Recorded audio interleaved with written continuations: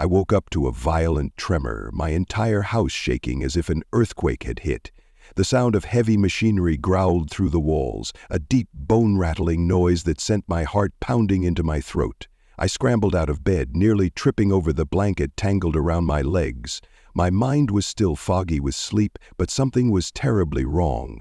This wasn't the usual morning hum of the countryside. This was destruction. I rushed to the window. Outside, bulldozers and backhoes swarmed across the land like an invading army. Men in hard hats barked orders. Dust clouds billowed into the sky, and giant metal claws ripped into the earth. My earth. And then I saw the sign. Future site of High Plains Villas Homeowners Association Luxury Casino. A casino? Here? On my land? My land was being ripped apart, and I had no idea how or why this was even possible. But one thing was clear. I wasn't about to let this happen without a fight. This wasn't just a little construction fiasco or some random oversight by the local contractors. It was an entire operation, a massive project. They were building a casino. Apparently an extravagant one from the looks of those huge golden letters printed on the sign. But how had that even happened? Last I checked, this property wasn't up for sale, lease, or anything else. It was the land my grandparents had homesteaded decades ago. My father had always been so proud of that chunk of dirt, calling it our family's legacy. How could the Homeowners Association possibly be under the impression they had the right to erect something so large-scale here? My heart lurched with a newfound sense of urgency. If they were setting up a casino, that implied big money, big backers, and bigger legal entanglements. I felt my stomach twist as I wondered if there was some unscrupulous trick or hidden contract that had switched ownership. Would I even stand a chance fighting them? But I wasn't the type to back down easily. My parents had raised me to stand up for what was right, no matter the odds. Right now, though, I was shaking like a leaf. There was a second sign posted on the fence. Something about HOA authority and local municipal approval. Anxiety clawed at my insides. If they were bold enough to get permits, they must have powerful supporters, or at least the funds to grease the right palms. I forced myself to breathe, but the exhaustion and shock were nearly overwhelming. My mind raced. Should I call the sheriff? A lawyer? Did I even have the resources to fight a juggernaut like the High Plains Villas HOA? Gritting my teeth, I resolved then and there. If they thought I was going to roll over and let them trample on my property rights, they'd picked the wrong person. As my feet stumbled into my boots, I fought off the images of bulldozers pulverizing my father's old orchard. My orchard now.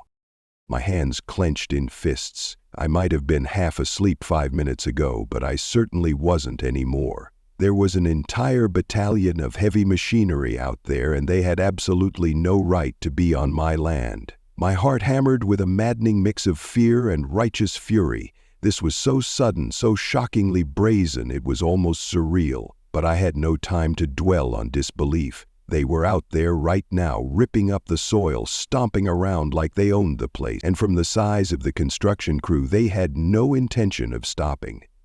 I felt the walls of my house close in as the weight of the moment pressed on me. The next steps I took would set the course of my life for who knew how long. My pulse pounded and I bit my lip until it hurt, forcing myself to steady the swirl of adrenaline threatening to swallow me. My property was being torn apart, and it was up to me alone to stop them. Clenching my jaw, I grabbed my phone, adrenaline surging, determined to find answers. I had to figure out who I could call, what evidence I had, and if any official records could prove this was still legally mine, my sole inheritance. I didn't care if it was the entire board of the HOA, a city council, or a group of slick-suited investors. Nobody had the right to bulldoze my heritage. My mind screamed with questions. Why wasn't I alerted about any of this? Were the proper channels followed? How could a project of this magnitude have gotten so far without my knowledge? A sense of rage welled in my throat. I was cornered, but I'd be damned if I was going to let them treat my legacy like it was a vacant lot. Suddenly I heard another blast of that whistle echo across the property, jolting me into action. I flung open the front door. The bright sun blinded me for a moment, and the roar of machinery seemed to multiply in my ears. My boots sank into the soft dirt as I trudged across the yard, heart thrumming violently with every step. I was so determined to confront whoever was in charge that I hardly noticed the sweat streaming down my face. Just then, a burly man in a neon vest marched toward me with a clipboard in hand, pointing aggressively as if to tell me to get lost. My blood boiled. No chance was I leaving. No chance I was letting them do this. I opened my mouth to speak, but a lump of rage caught in my throat and my words came out in a ragged bark. The man barely looked at me before snapping some retort about HOA business. He didn't even bother to ask who I was, dismissing me like a stray dog. That's when I realized I was up against far more than a typical land dispute. This was personal. They were trampling on my rights, my family's heritage, my home. Feeling my fists curl, I got ready to unleash my fury, to shout that they had no idea who they were messing with, but before I could say anything, an excavator slammed its claw into the ground behind him. My orchard trembled under the onslaught. My mind went blank with red-hot anger. I yelled something, maybe a warning, maybe a curse. Then came the moment that changed everything. A sharp crack tore through the air, like wood splitting from the roots. I spun around, and my eyes landed on a majestic old apple tree, my father's pride. It teetered, wavered for an agonizing second, and then crashed to the ground with a deafening thud. It felt like a sledgehammer had shattered my chest. Everything I'd grown up with, cherished, was under assault, and if one tree could fall, so could the rest. I felt tears prick at the corners of my eyes, half from rage, half from heartbreak. I had to stop this. I had to find a way, no matter how impossible it seemed. But standing before me was a swarm of men, with power tools, trucks, and earth-moving equipment, carrying out orders from a monstrous HOA that apparently believed it had every right. I opened my mouth to scream, to beg them to stop, but the words died in my throat. My vision tunneled. This was all wrong. My father always told me, if you know you're right, fight for it. But this wasn't just about me. This was about preserving everything my ancestors had built, about not letting greed bulldoze the past. Trembling, I backed away from the swirling dust and fury, overwhelmed. My mind raced for a solution, for a phone call, for a legal angle, anything. Because I sensed that if I hesitated even a second longer, those bulldozers would devour every inch of my inheritance. Through the choking air, I spotted the edges of a battered metal sign half buried in the earth, a ghost from decades ago, property of the Daniels family. That was my father's name, and mine. It was like a glimmer of hope. Despite the glaring mechanical beasts chewing up the land, I refused to believe I was powerless. But how could I prove that this was my land? Then the question came, and it hit me like thunder. Where was the title, the real, original title to the property? Was it still tucked away in my father's old desk, or had it been recorded properly years ago? If I could produce that, I might stand a chance. But I had a sinking feeling that the HOA had done its homework, or so they believed. Otherwise, they wouldn't have started building a casino, one of the costliest ventures imaginable, on a whim. I turned back to the man in the vest, locked eyes, and prepared to fight for what was mine. Little did I know, my life was about to become a battlefield of deception, betrayal, and bureaucracy, and the first shot had already been fired, with that poor apple tree left to rot. My heart roiled with defiance, but a single horrifying thought clamped down on my chest. They had the upper hand. They had the papers, the money, the fancy lawyers. Me? I had memories, a battered old sign, and an inheritance that might only matter if I could find the right piece of paper in time. Adrenaline clawed at my veins, tears stung my eyes, and my breath caught in my throat. Despite the roaring engines and the cracking branches, a dreadful hush seemed to fall over my soul. I was alone. I had no idea who to trust, what to do, or how to start. And yet, there was no turning back. If I stood there and did nothing, I'd lose it all, possibly within hours. Another branch snapped, a savage reminder that the next tree to go could be me. So I turned on my heel, swallowing my fear, eyes blazing, and ran back toward my house to grab whatever legal documents I could find. My pounding footsteps matched the deafening machinery. Deep inside, I realized this was just the beginning. And that's when I heard the man's voice behind me, shouting through the din, "This is HOA business. We have every right." My teeth clenched, my vision blurred with the sting of tears. In that moment, I swore that they were wrong, because I still had the real deed, and I intended to prove it. One question remained. Would I do it in time? I was still trembling when I burst through my front door, nearly tumbling onto the living room carpet. Dust from the construction coated my arms and face, and my lungs strained to catch a full breath. Sweat rolled down my temples, and I tasted the salt on my lips. My mind was racing like an overworked engine, every thought colliding into the next. I couldn't just sit here. They were literally tearing up the orchard in my backyard. My father's voice in my head hissed, "Don't you dare let them keep going." But I needed a plan, and I needed it fast. I forced myself to focus. My father's old desk was in the den, stuffed with decades of receipts, personal letters, photographs, and who knew what else. One of those dusty drawers might hold the original property title. That was my best shot, but I had no idea if it was even there. Rummaging around frantically, I flung open drawers and rifled through old newspapers, half-finished notes about orchard management, even a dog-eared recipe for my grandma's apple pie. Every new sheet of paper caused my heart to skip a beat, only to pound harder when it turned out to be useless. After what felt like an eternity but was probably only minutes, I came across a thick envelope with our family name scrawled in spidery penmanship, my grandfather's handwriting. My heart soared for a second, but as I opened it, I found only an old blueprint of the orchard layout and a few clippings from local newspapers about my grandparents winning Orchard of the Year decades ago. No official deed. My stomach dropped. The noise from outside was relentless, a constant reminder that time was slipping through my fingers. I heard a hollow crash. Something else had toppled, probably another tree. The orchard wasn't just fruit-bearing trees to me, it was alive with childhood memories. Climbing branches, picking apples at dawn, the sweet aroma of blossoms in springtime. All that was under siege. I flung open another drawer, rummaging again. That's when my phone buzzed on the desk. I snatched it up, not recognizing the number. My gut tightened. Maybe it was someone from the HOA. But I answered anyway. To my surprise, it was an old friend of my father's, a man named Lester, who used to be a local historian. His voice came through shaky but determined. "Hey, kid, I heard the ruckus, saw the trucks heading in from the highway. What in Sam Hill is going on?" I nearly broke down right there. At least somebody cared enough to call. Through ragged breaths, I explained the bizarre situation. Lester didn't even let me finish before jumping in. "You checked the county registry yet? This smells like a fraudulent land grab."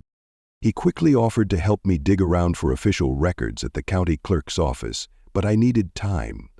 "I can't leave," I told him, my voice shaking with emotion. "They're destroying the place as we speak." Lester hesitated, then said he'd do his best to find something. He told me to hold tight, to not confront them physically, but to gather whatever documents I could. That was easier said than done, especially when I heard the roar of another machine outside. My head pounded with fury. Ending the call, I shoved my phone in my pocket and resumed my search. Another crash echoed outside. It sounded even closer this time. I prayed silently they weren't damaging the house itself.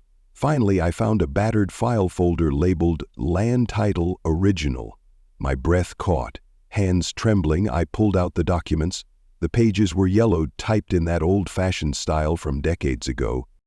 The name Daniels was clearly on the top. A wave of relief washed over me, so powerful I nearly dropped the folder. Could this be it? My father used to say we had the true deed, something from way back. This must have been what he was talking about.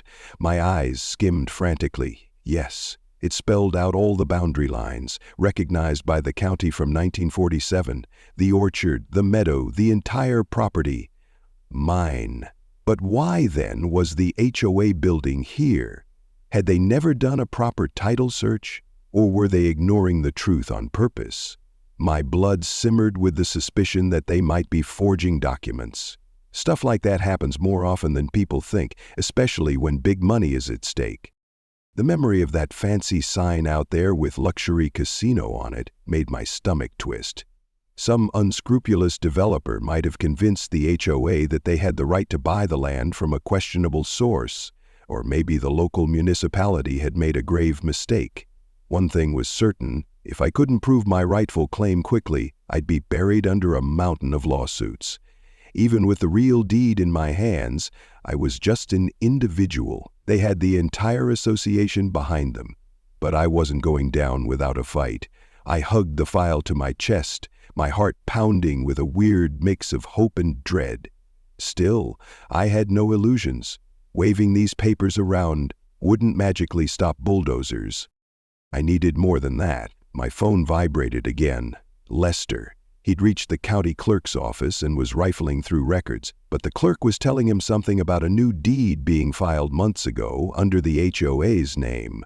My jaw dropped. That meant someone had filed bogus paperwork, or there was a bureaucratic error. Could it be possible that the county recognized them as the rightful owners? Fury tore through me like wildfire. Lester promised to keep digging. I hung up, my nerves shot, but I couldn't freeze up now. Holding that manila folder, I marched outside once more. Dust stung my eyes and I shielded my face with my arm. The orchard was a battlefield of toppled trunks and churned earth. What had once been a tranquil haven of apple trees and sun-dappled grass was now an ugly wasteland of broken branches, splintered wood, and swirling debris.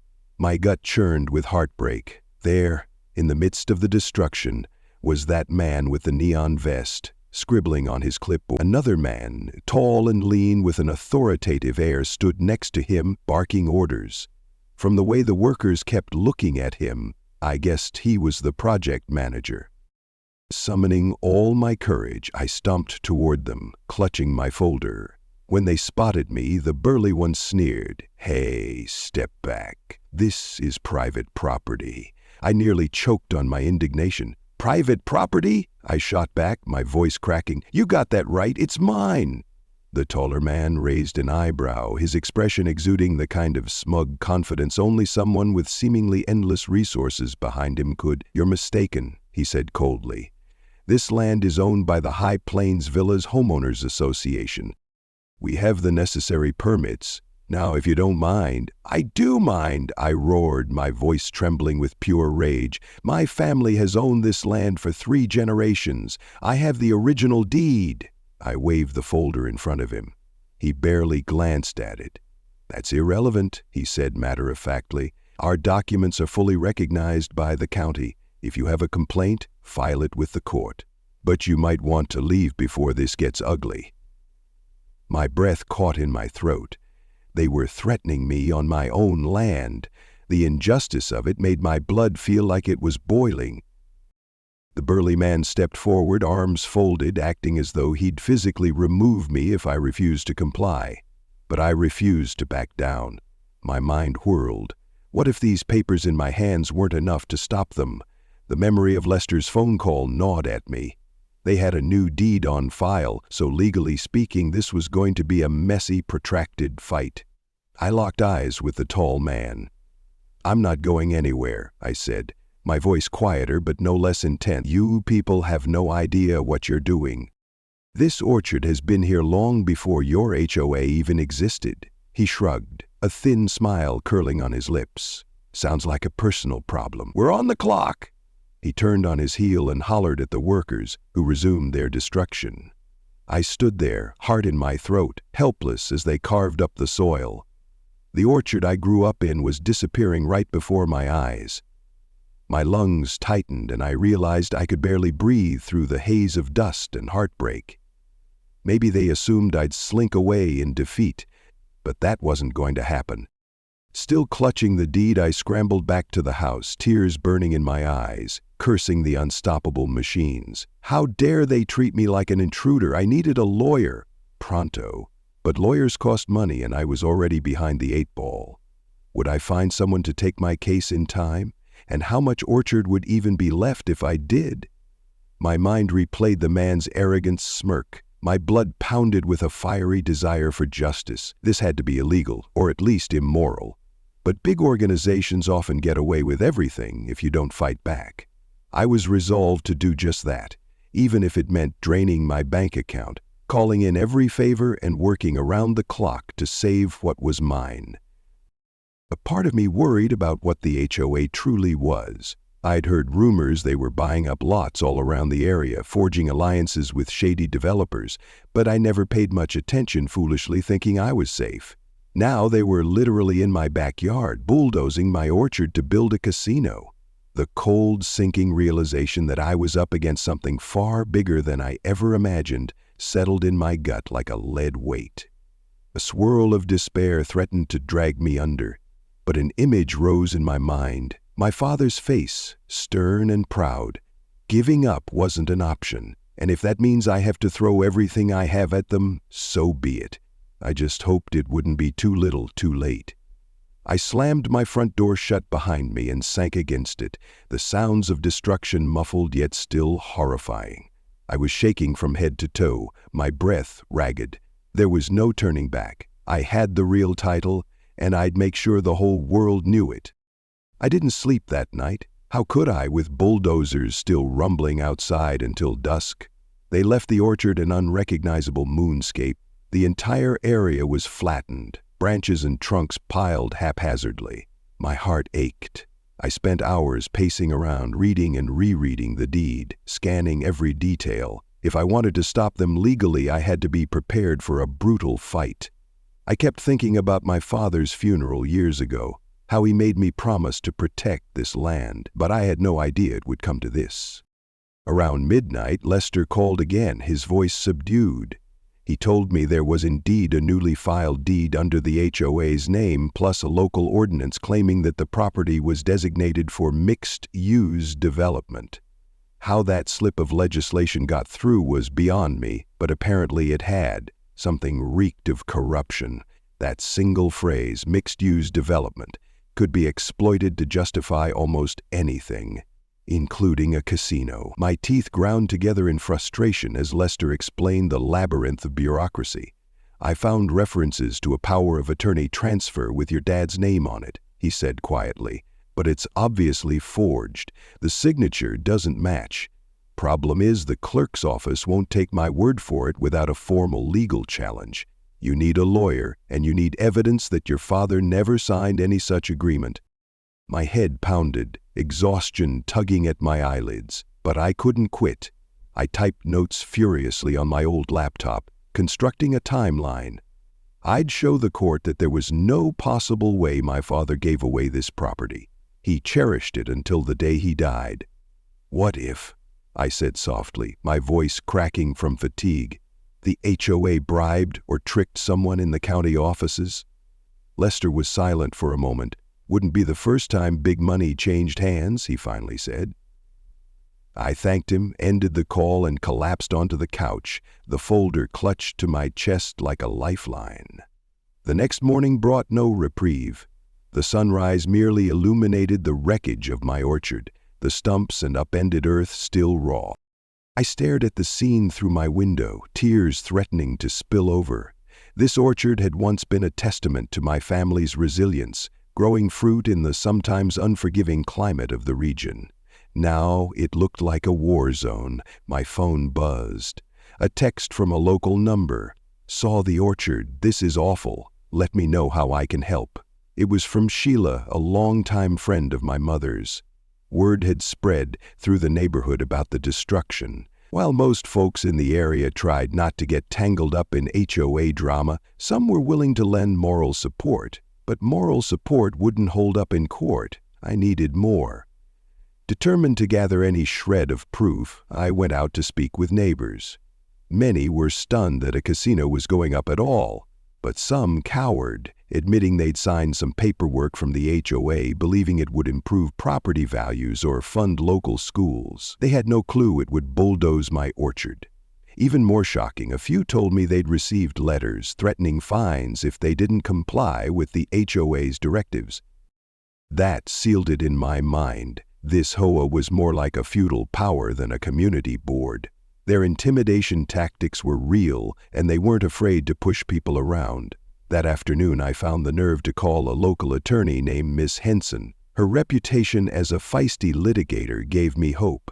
She invited me to her office. It was a modest space in a rundown old building downtown. Nothing flashy, but she listened intently as I explained the fiasco. "They're building a casino on your land, but you have the original deed," she repeated, incredulously, flipping through my documents. "And the county has a conflicting deed on file?" "That's massive," she said, shaking her head. "We're dealing with potential fraud, but you need to understand, taking on a powerful HOA and their wealthy backers won't be easy. They'll have high-price attorneys ready to bury us in motions." My stomach knotted, but I pressed my lips into a firm line. "I can't just walk away," I said quietly. Ms. Henson nodded. "I know, but be prepared for a long, ugly battle. First, we'll try to get a temporary restraining order to stop construction. That'll require an emergency hearing." My heart lifted a tiny bit. If a judge granted a restraining order, at least the orchard's remains wouldn't be turned into an overnight parking lot or something. "Let's do it," I said, my voice stronger than I felt. Over the next few days, Ms. Henson and I worked around the clock. She pulled strings to schedule an emergency hearing. Meanwhile, trucks continued to rumble across my once lush land, pouring concrete footings for what I could only assume was the casino's foundation. My fury mounted each time I caught sight of them. The orchard was gone, completely. Now it was a slab of gray stone creeping across the earth. They were moving fast, as though to get enough built that halting the project would be impossible. My nights were filled with nightmares of bulldozers chasing me, ripping up my family's memories. A heavy sense of dread weighed on my chest, but I clung to the knowledge that at least I had Miss Henson in my corner now. The day of the emergency hearing arrived, and I found myself in a small courtroom that smelled faintly of disinfectant and old furniture. The HOA side had shown up in force, with a small army of expensive suits. At their center was the tall man who had dismissed me so easily in the orchard. He flashed me a wolfish grin. I avoided his gaze, holding my trembling hands in my lap. Ms. Henson gave me a reassuring nod, then launched into a fierce argument. She explained the situation to the judge, waved the original deed in the air, cited cases about property rights, and insisted that immediate harm was being done. The HOA's attorney, a slick-looking woman with a crisp navy suit, countered. She claimed their deed was legitimate, that the orchard had been sold to them months ago. She had a stack of documents that purportedly proved the transaction. Fraudulent or not, they looked official. The judge, a tired-looking man, rubbed his temples. My stomach twisted into knots. How could he make a ruling so quickly on such a complex case? Eventually, he leaned forward and said, "Given the conflict between these two deeds and the irreparable harm that continued construction might cause, I am inclined to grant a temporary halt until we can sort this out." Relief surged through me like a tidal wave. But the HOA's attorney shot up. "Your Honor, the construction is already well underway, and it's a significant community investment. Halting the project would cause considerable financial harm." The judge eyed her calmly. "That may be, but property disputes must be resolved lawfully. I'm granting a temporary restraining order for 14 days. In that time, we'll expedite a hearing to determine the validity of these deeds. Until then, construction ceases." The tall man exhaled sharply, glaring at me. I didn't care. I had won a small battle. Miss Henson squeezed my hand, smiling. The victory was bittersweet. My orchard was already gone, but at least I could stop them from pouring any more concrete. I left the courthouse feeling a mix of triumph and heartbreak. The land was ravaged, but maybe, just maybe, I could save what was left. Over the next few days, the site fell silent. The heavy machinery stood idle, silent behemoths. It felt eerie walking through that barren patch of earth, the ghosts of apple trees lingering in my memory. I took photos, preparing them as evidence of the destruction, proof of how far they'd gone. Meanwhile, Ms. Henson dug deeper, investigating the alleged sale. She discovered that the signature on the transfer documents was indeed suspicious, misspelled in places, inconsistent with my father's known handwriting. The deeper we looked, the more we uncovered a murky web of real estate deals, shell companies, and local officials. The HOA's finances were entangled with some big-time investors eager to see a lucrative casino built. It all smacked of corruption. Every piece of evidence we found made me both furious and fearful. If they were willing to falsify signatures and manipulate records, what else might they do? But the more wrongdoing we uncovered, the stronger our case became. Neighbors started voicing support. A few took to social media, posting pictures of the orchard's destruction and calling out the HOA. Some local news reporters became curious, wanting to do a story about a David v. Goliath fight between a single landowner and a wealthy corporate-backed HOA. The attention made me uneasy, but Miss Henson insisted it was good. "Public opinion can be a powerful ally," she said. Still, the tall man and the HOA's attorney kept pushing back. They filed motions to dissolve the restraining order, claiming it caused them undue financial burden. They threatened to countersue me for lost revenue, legal fees, and damages to the community. I felt my stress soar, but Miss Henson reassured me it was mostly scare tactics. She was right about them being mostly scare tactics, but it wore me down nonetheless. Each letter from their lawyers was worded to terrify me, to make me think I was on the brink of ruin if I pursued this, and maybe I was. But a quiet resolve solidified within me. My father's orchard had been destroyed. If I let them push me off my rightful land, then it would all have been for nothing. I wasn't about to let that happen. We pressed on, determined to have our day in court. I sat at the plaintiff's table, my legs shaking beneath me. Ms. Henson flipped through a stack of documents, her expression set. The HOA's side had their own mountain of paperwork, and the tall man was there again, exuding the same smugness as before. This was the hearing that would decide everything: whose deed was valid, whether the HOA would be allowed to resume construction, and, essentially, if I would lose my land for good. The judge entered, everyone stood, and proceedings began. Henson presented our evidence clearly and passionately, pointing to the original 1947 deed, the suspicious nature of the alleged sale, the discrepancies in my father's signatures, and the timeline that proved he never intended to sell. She went on about how the orchard was part of my family's legacy, that no formal negotiations or documentation from me, the rightful heir, had ever been done. She wove a tight narrative of fraud and greed. Then came the HOA attorney's turn. She claimed that a legitimate sale had taken place, referencing meeting minutes of an alleged transaction approved by the HOA board, complete with a notary signature. They paraded an expert witness who claimed the signature on the transfer was authentic. My head spun. How could they lie so brazenly? But Ms. Henson was ready, systematically poking holes in their experts' credentials. She produced records from other property deals that had been flagged for suspicious signatures, all connected to the same notary. The tension in the courtroom was thick as maple syrup. The tall man's smug smile faded with every piece of evidence Ms. Henson lobbed in. "These patterns suggest a coordinated effort to forge property transfers," she concluded, her voice ringing. My stomach churned as we waited for the judge's response. Finally, he cleared his throat. "Given the conflicting testimonies and the questionable authenticity of certain documents, I'm inclined to side with the original historically verifiable deed." I almost sagged in my seat from relief. The judge continued, "Therefore, the property in question belongs to the Daniels family heir, the plaintiff. The new deed appears fraudulent, pending further investigation. Construction of the casino on Mr. Daniels' land must cease permanently." I heard a few gasps in the courtroom. The tall man stiffened, staring daggers at me. I didn't care. My heart soared with a mix of joy and sorrow. Yes, the orchard was wrecked, but at least the rest of my property would be saved. The judge wasn't done. Furthermore, I recommend criminal investigation into the forged documents and the parties responsible. It was like the final blow to the HOA's scheme. Ms. Henson squeezed my arm in celebration. Once the gavel banged, it was over. We had won. It felt surreal as I walked out of the courthouse into the bright afternoon sun. Reporters were waiting, shoving microphones in my face. "How does it feel to win against the HOA? What will you do now?" I stammered out something about justice and gratitude.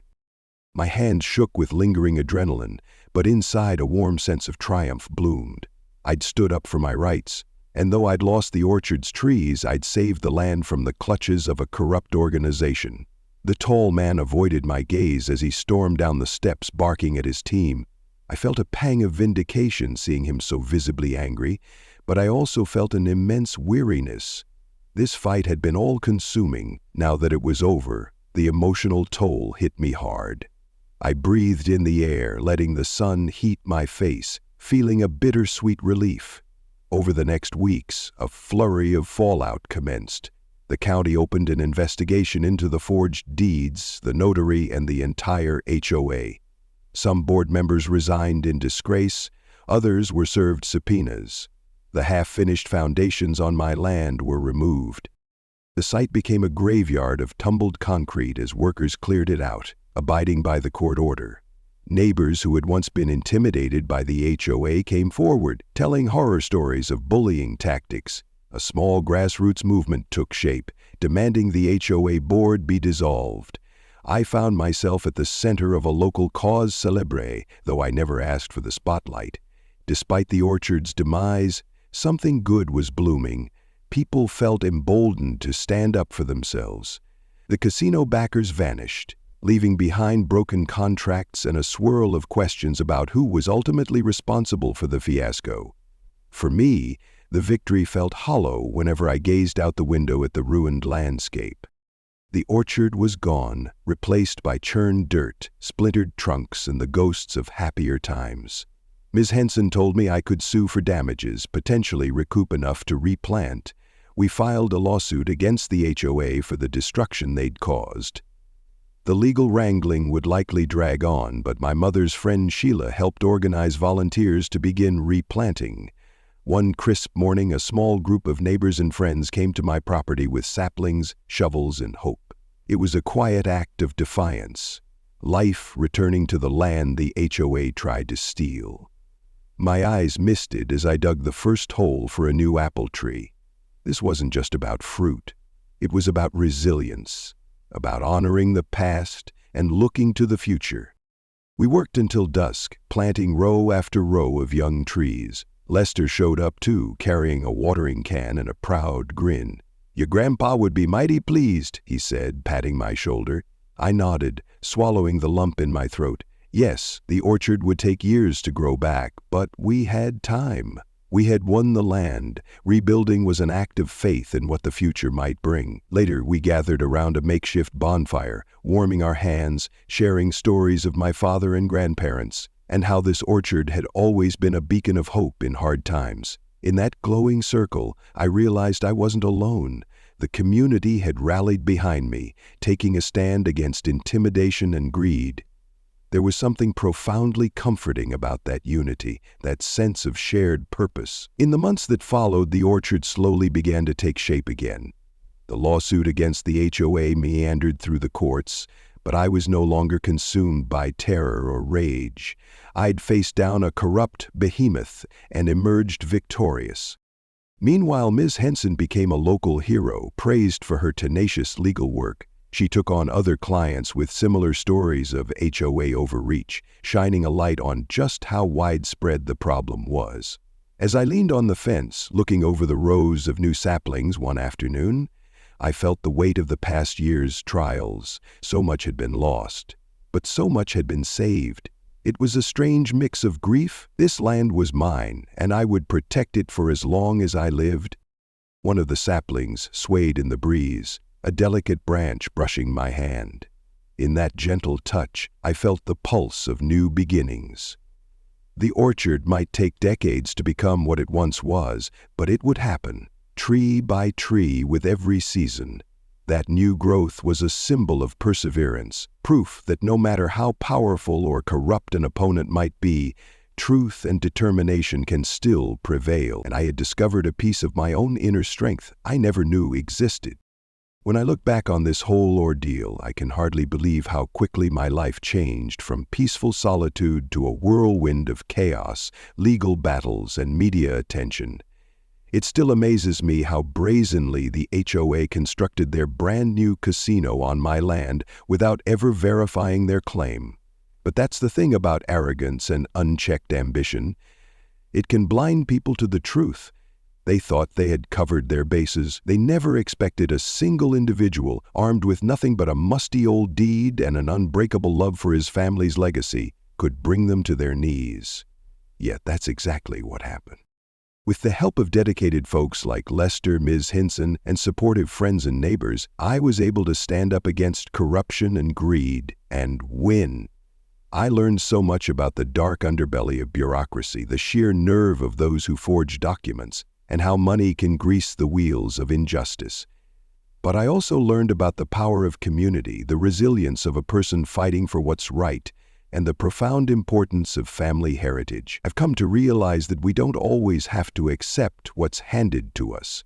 We can question, resist, dig deeper, and when we know in our hearts we're in the right, we must refuse to back down. Every time I see those new saplings in the orchard, I'm reminded that even in the face of devastating loss, there's a chance for regeneration and renewal. Sometimes we lose what we love most, but if we keep fighting, if we refuse to give up, we can plant seeds for a better future. Standing by that fence, I no longer see just barren soil or broken stumps. I see hope, rooted in the same earth my grandparents once tilled with love and dedication. So here's the lesson, the deep philosophical truth that this entire saga drove home. When it feels like the world has ganged up against you, pushing you to the brink, the power of steadfast belief in your rightful cause can make all the difference. And when that belief is fortified by the support of a community that values honesty, justice, and the legacy of the land we share, even the mightiest forces of greed can be brought low. After all, there are some things money can't buy, like honor, truth, and the resolve of one person who refuses to give in. If you're ever in a position where someone tries to take what's yours by trickery or force, remember that your voice carries weight. You have the right to stand tall, proclaim what's true, and fight with everything you've got. Don't let them bulldoze over you. You hold the real title to your life and your dreams. Never let anyone convince you otherwise.